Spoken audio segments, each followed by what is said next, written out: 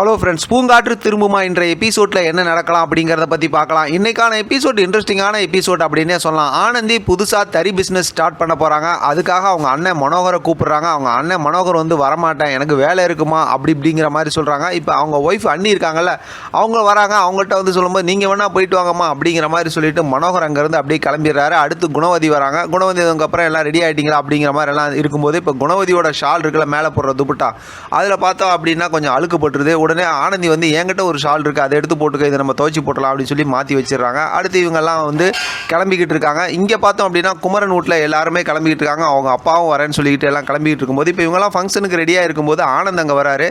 என்ன ஏதுன்னு விவரம் கேட்கும்போது இந்த மாதிரி ஆனந்தியை பற்றி சொன்னதுமே அவர் தான் ஏற்கனவே வந்து ஜோசியக்காரங்க சொன்னதுலேருந்து ஆனந்தியை கல்யாணம் பண்ணிக்கிற அந்த ஒரு ஆசையில் இருக்கார் இல்லையா, நானும் வரேன் அப்படிங்கிற மாதிரி ரெடி ஆகிட்டு போயிட்டு இப்போ அவங்க அம்மா கிட்டையும் தங்கச்சிக்கிட்டையும் ட்ரெஸ்லாம் வாங்கி போடுறாங்க. அதை கேட்கும்போது குமரனோட பெரியம்மாவுக்கும் அவங்க அந்த தங்கச்சி இருக்காங்களா செல்வி, அவங்களுக்கும் ஆச்சரியம், என்னடா ஆனந்த் எப்பயுமே இந்த மாதிரி ரெடி ஆக மாட்டாங்க, இப்போ ரெடி ஆகிறாங்களேன்னு சொல்லி சூப்பராக ட்ரெஸ் பண்ணிட்டு அவர் வராரு. அதை பார்த்து குமரோட அம்மா எல்லாருமே சந்தோஷப்படுறாங்க. நல்லா அழகாக ட்ரெஸ் பண்ணிட்டு வந்திருக்கா அப்படின்னு சொல்லிட்டு இவர் வந்து ஆனந்தியை பார்க்கறதுக்காக ரெடி ஆகிட்டு வந்துட்டு இருக்காரு. இப்போ எல்லாருமே ரெடி ஆகி காரில் கிளம்பி அங்கே போய் ஆனந்தியோட வீட்டுக்கு கிளம்பி போய்கிட்டு இருக்காங்க.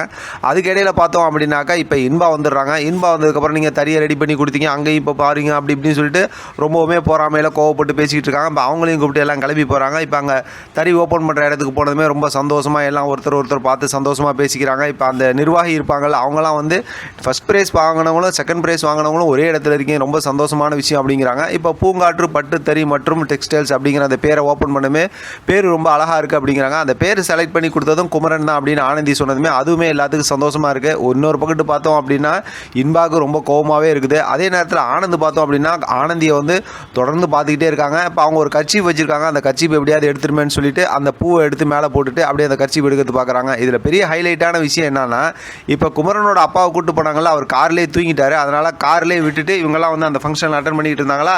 இப்போ பார்த்தோன்னா ஆனந்தியோட அப்பா வந்து எல்லாத்துக்கும் வந்து ஜூஸ் வாங்கிட்டு வரணும் அப்படிங்கிற மாதிரி சொல்லும்போது நீ போகிறேன் நான் போகிறேன் அப்படி மாற்றி மாற்றி பேசுனதுக்கப்புறம் கடைசியில் பார்த்தோம் அப்படின்னா குணவதி நான் போய் வாங்கிட்டு வரேன் அப்படிங்கிற மாதிரி கிளம்பி போகிறாங்க. ஆனந்தியோட சாலில் போட்டிருக்காங்க. வெளியில் வரும்போது பார்த்தோம்னா குமரனோட அப்பா அதை பார்த்துடுறாரு.